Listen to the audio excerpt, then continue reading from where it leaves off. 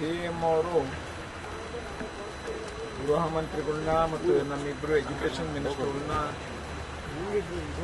ಸಂಜೆ ಉನ್ನತ ಅಧಿಕಾರಿಗಳ ಜೊತೆ ಸಭೆಯನ್ನು ಕರೆದಿದ್ರು. ರಾಜ್ಯದ ಒಟ್ಟು ಪರಿಸ್ಥಿತಿಯನ್ನು ಇವತ್ತೊಂದನ್ನು ಅವಲೋಕನೆ ಮಾಡಿದ್ರು.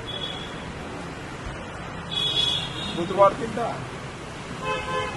PU ಮತ್ತು ಡಿಗ್ರಿ ಕಾಲೇಜ್ಗಳನ್ನ ಓಪನ್ ಮಾಡಬೇಕು ಅನ್ನುವಂಥ ನಿರ್ಣಯವನ್ನು ತಗೊಂಡು ಹೈಕೋರ್ಟ್ ಯಾವುದನ್ನ ಆರ್ಡರ್ ಮಾಡಿದೆ ಆ ಆರ್ಡರಿನ ಬೇಸಿಸ್ ಮೇಲೆ ಶಾಲೆಗಳು ಪ್ರಾರಂಭ, PU ಮತ್ತು ಡಿಗ್ರಿ ಕಾಲೇಜ್ಗಳು ಪ್ರಾರಂಭ ಆಗಬೇಕು ಅನ್ನುವಂಥದ್ದನ್ನ ಸ್ಪಷ್ಟ ನಿರ್ಣಯ ತಗೊಂಡಿದ್ದೀವಿ.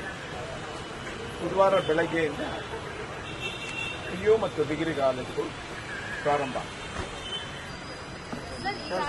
ಶಾಲೆಯಲ್ಲೇ ಇಷ್ಟೆಲ್ಲ ಸಮಸ್ಯೆಗಳಾಗ್ತಾ ಇದೆ. ಸೊ ಡಿಗ್ರಿ ಕಾಲೇಜ್ ಆರಂಭ ಆದರೆ ಅಲ್ಲಿಯ ಮಕ್ಕಳು ನಾವು ನೋಡಿದ್ವಿ ವಾರದಿಂದ ಏನೆಲ್ಲ ಆಗಿತ್ತು, ಅಲ್ಲಿ ಏನೆಲ್ಲ ಮುಂದಾಗುತ್ತೆ ಸಮಸ್ಯೆ? ಎಲ್ಲೆಲ್ಲಿ ಹೈಕೋರ್ಟ್ ಸ್ಪಷ್ಟವಾಗಿ ಹೇಳಿದ್ದಾರೆ, ಆನರಬಲ್ ಚೀಫ್ ಜಸ್ಟಿಸ್, ಎಲ್ಲೆಲ್ಲಿ ಯೂನಿಫಾರ್ಮ್ ಇದೆ ಅಲ್ಲೆಲ್ಲ ಯೂನಿಫಾರ್ಮ್ನ ಕಡ್ಡಾಯವಾಗಿ ಫಾಲೋ ಮಾಡಬೇಕು ಅಂತ. ಎಲ್ಲಿ ಯೂನಿಫಾರ್ಮ್ ಇಲ್ಲ ಅಲ್ಲಿ ನಮ್ಮ ಡ್ರೆಸ್ ಕೋಡನ್ನು